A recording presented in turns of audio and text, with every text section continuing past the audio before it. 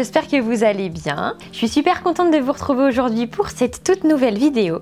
Alors pour ceux qui ne me connaissent pas, moi c'est Jessica, je suis une ancienne gymnaste de GRS et aujourd'hui je suis intermittente du spectacle. Je suis artiste de cirque, donc je fais des spectacles en contorsion, en cerceau aérien pour des cabarets, des petits spectacles et à côté de ça aussi je suis coach en assouplissement.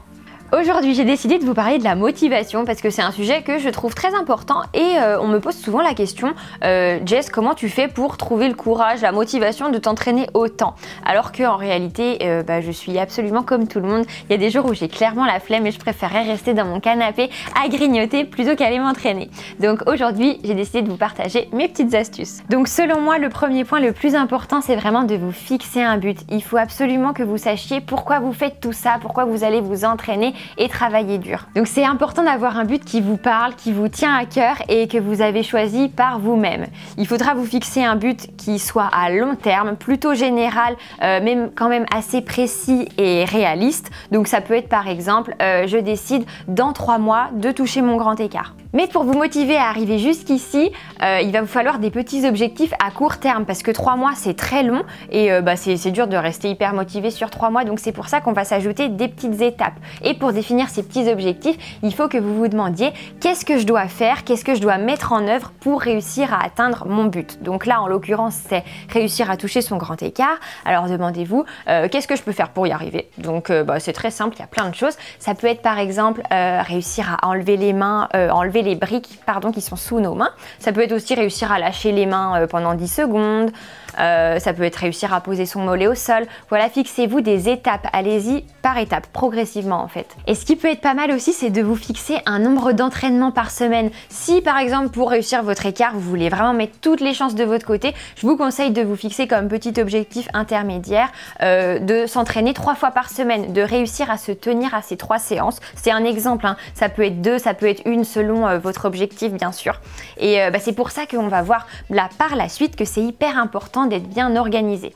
Alors le deuxième conseil que je peux vous donner, qui est aussi super important selon moi, ça va être de planifier ses entraînements.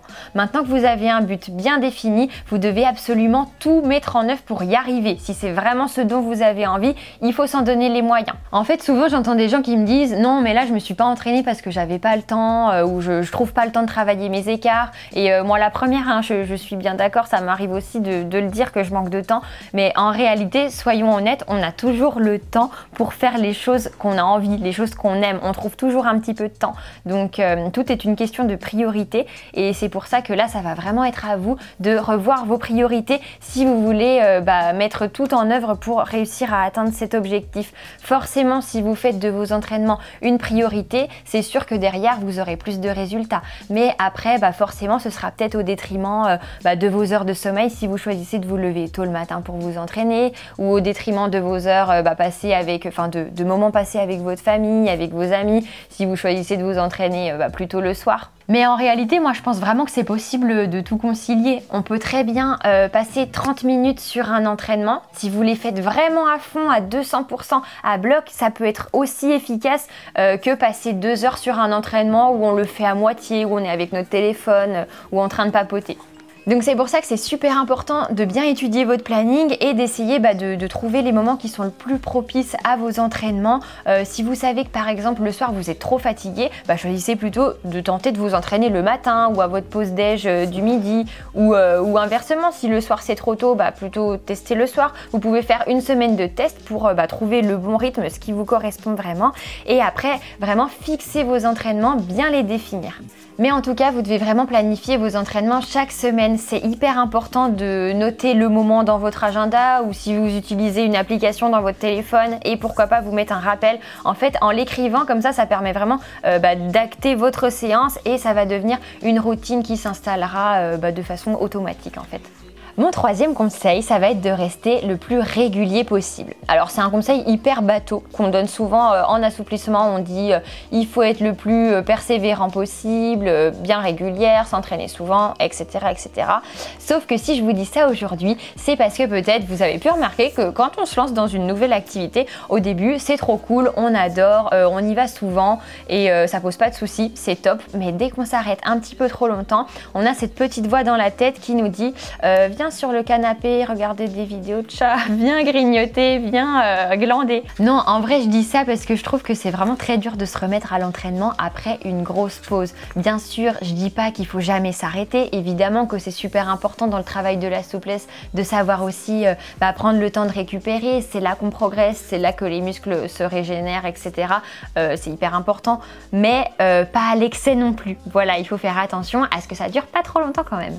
Donc ce que je vous conseille de faire pour pas perdre le rythme, si par exemple vous partez en vacances ou vous recevez des gens à la maison et vous n'avez pas forcément le temps ou l'envie de vous entraîner, c'est de faire plus de petites séances. Ça peut être orienté autour du stretching plus bien-être, détente, ou alors ciblé vraiment sur une partie du corps pour que ça vous prenne moins de temps, mais c'est surtout histoire de vous entretenir, de garder un bon rythme. Mais tout ça pour dire que c'est vraiment essentiel pour vous d'entretenir une routine, même si vous n'êtes pas forcément sur des séances axées autour de la performance quand vous êtes en vacances ou que vous n'avez pas le temps, faites-les quand même, c'est super important parce que c'est ça qui va vous donner le rythme, en fait, vous conditionner, et au bout d'un moment, vous vous poserez plus de questions. Vu que ces séances, elles sont fixées, actées depuis longtemps, ça s'inscrit dans vos habitudes et vous les ferez automatiquement. Mon quatrième conseil, ça va être d'analyser ses progrès. Et encore plus quand on s'entraîne seul, je trouve que c'est quelque chose qui est vraiment hyper motivant, c'est de prendre en photo son évolution. En fait, ça vous permet d'avoir un aperçu direct de vos progrès et ça vous encourage vraiment à faire mieux que la dernière photo. Et dans cette situation-là, en fait, votre adversaire, c'est vous. Vous êtes votre seul adversaire et vous voulez absolument faire mieux que la fois d'avant. Donc, je trouve ça hyper motivant parce qu'à chaque fois, on cherche à repousser un peu plus ses limites pour réussir à faire mieux que la fois précédente. Et à la fin, vous verrez que c'est tellement gratifiant quand on peut voir tout le chemin qu'on a parcouru, tout ce qu'on a réussi à faire quand on regarde la première photo. Donc du coup, pour ça, vous vous prenez en photo à votre premier entraînement quand vous fixez votre objectif pour la première fois. Et ensuite, je vous conseille de vous prendre assez régulièrement en photo. À tous les entraînements, ça sert à rien. Vous verrez pas d'évolution, mais environ, je dirais, à peu près tous les 15 jours. Alors l'idéal, c'est de vous prendre en photo toujours au même endroit. Moi, ce que je fais, c'est que je pose mon téléphone en mode vidéo et après, comme ça me laisse le temps d'aller m'installer tranquillement et de pas stresser si jamais vous mettez un retardateur. Toujours le téléphone au même endroit et vous aussi toujours au même endroit. Ce qui peut être pas mal, c'est de prendre un repère dans la pièce, par exemple le sol, des jointures, les démarcations du carrelage, du plancher, ou alors si vous avez un meuble qui bouge pas, ou ça peut être une porte aussi. Donc essayez de poser le téléphone toujours au même endroit et vous de vous placer toujours au même endroit. En fait, avec des repères concrets, on va pouvoir beaucoup mieux comparer votre évolution quand vous mettrez ensuite vos deux photos côte à côte. Ce que vous pouvez faire après, c'est faire un petit montage par exemple. Moi, mes montages, je les fais avec Canva, c'est vraiment très simple. Le cinquième conseil que je peux vous donner, c'est de vous entraîner à plusieurs, de trouver un bon partenaire d'entraînement. Parce que vous savez comme moi que quand on est seul à s'entraîner, c'est beaucoup plus facile de se dire « Tiens, si je restais 10 secondes de moins dans cette position ». Alors que quand on a un partenaire d'entraînement, forcément c'est toujours plus motivant. Mais aussi à condition que votre partenaire soit aussi sérieux et motivé que vous. Parce que si l'entraînement se transforme en réunion tupperware et que vous faites que papoter tout le long, forcément ça n'a pas un grand intérêt. Et être à deux, ça permet aussi de faire plein d'exercices qu'on ne pourrait pas forcément faire tout seul. D'ailleurs, dites-moi en commentaire si ça vous intéresserait une petite vidéo de stretching à deux pour apprendre des exercices à faire 2 par 2. Moi, le travail 2 par 2, c'est vraiment un truc que j'adore faire parce que je trouve que quand on est la personne étirée, déjà c'est beaucoup plus efficace et on a juste à se détendre, à se laisser faire et c'est hyper agréable. Bon, peut-être que c'est pas agréable pour tout le monde, mais en tout cas, moi j'adore ça. Je trouve ça vraiment cool. Si vous l'avez encore jamais fait, je vous conseille vraiment de vous trouver un ou une bonne partenaire avec qui vous êtes sur la même longueur d'onde et combiner un peu vos entraînements. Mon 6e conseil, ça va être d'essayer de créer un environnement qui est positif. C'est un point qui veut dire vraiment pas mal de choses pour moi. Je vais essayer de bien vous détailler pour ça. Dans un premier temps, ce que j'entends par environnement positif, c'est plutôt l'environnement matériel, c'est-à-dire l'environnement qui vous entoure, mais ça peut être très bien aussi les vêtements que vous portez. Essayez de vous motiver en portant une super jolie tenue que vous adorez et dans laquelle vous serez super content de vous prendre en photo pour pouvoir avoir la petite comparaison, vous savez, de votre objectif. ça peut être ça. Ça peut être aussi les objets qui vous entourent. Essayez de créer un cadre plutôt sympa où vous vous sentez bien, je dis n'importe quoi, avec de la jolie déco, des plantes, des bougies. Essayez aussi de varier, de pas toujours vous entraîner dans la même pièce.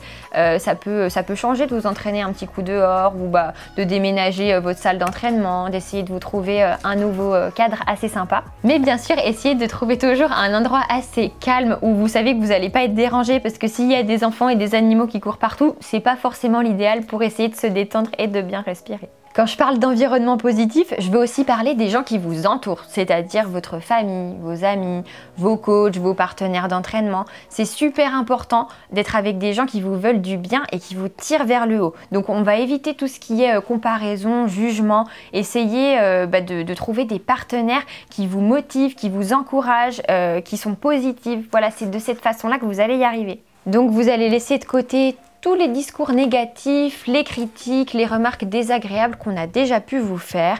Et à partir de maintenant, si vraiment vous voulez atteindre un objectif qui est physique, sachez que ça se passe avant tout dans votre tête. Vous devez vraiment croire en vous et en votre objectif. C'est super important que vous soyez persuadé que ça va marcher. Parce qu'il y a vraiment une chose dont moi je suis convaincue, c'est que toutes nos pensées conditionnent complètement nos actions, nos comportements. Donc à partir de maintenant, essayez vraiment d'éviter de voir toujours le verre à moitié vide, parce que je pense sincèrement qu'on peut trouver un peu de positif dans chaque situation. Par exemple, moi j'entends super souvent des élèves me dire non mais moi je suis trop nulle dans cet écart, j'y arriverai jamais.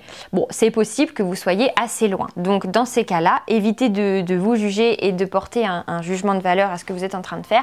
Dites-vous plutôt, c'est vrai, j'ai encore du travail à faire, mais au moins je peux que progresser. C'est vraiment des petits détails qui peuvent paraître insignifiants dit comme ça, mais il faut absolument que vous arrêtiez de vous rabaisser. Je vous assure que ça va vous aider dans votre travail, parce que en fait, à force de se répéter un discours négatif, votre corps il finit par entendre tout ça, et à l'intégrer on finit par s'en persuader, et au final c'est comme ça qu'on débloque des blocages, alors que c'est trop dommage. Il suffirait de changer un tout petit peu son discours et je vous assure que ça change beaucoup de choses dans la pratique des assouplissements, parce qu'il y a beaucoup de personnes qui sont coincées, qui se pensent coincées, alors qu'en réalité elles ont juste besoin d'un petit coup de boost, de quelqu'un qui est à côté, qui les encourage pour tout débloquer. Alors aujourd'hui, j'aimerais vraiment vous dire que c'est vous, la seule personne qui a toutes les cartes en main. Et si vous ne le faites pas aujourd'hui, au final, vous ne le ferez jamais. Alors arrêtez de toujours repousser à demain des choses que vous pouvez faire maintenant, parce que c'est ce que vous faites aujourd'hui qui va vous permettre de construire la personne que vous serez demain et d'entamer un petit peu plus de chemin vers votre objectif final. Et voilà, je vous ai livré tous mes conseils. Alors c'est vrai que la fin de la vidéo part un petit peu en live, je l'avoue, mais honnêtement, je trouve que pour moi, le discours positif, c'est quelque chose qui est ultra important quand on parle de progression et d'enseignement. C'est vraiment un truc qui me tient à cœur et je trouve qu'on n'en parle pas assez dans les cours. Donc voilà, j'avais envie de vous partager un petit peu ma façon de voir les choses. J'espère que ça vous parlera à vous aussi. Si vous avez trouvé cette vidéo utile, n'hésitez pas à mettre un petit commentaire, ça me ferait super plaisir d'avoir vos avis. Je passerai vous lire et vous répondre. Si c'est pas déjà fait, n'oubliez pas de vous abonner. Et en attendant, je vous dis à bientôt pour une nouvelle vidéo et je vous souhaite plein de courage pour vos entraînements. J'espère vraiment que vous aurez trouvé plein de force dans cette vidéo. Allez, gros bisous!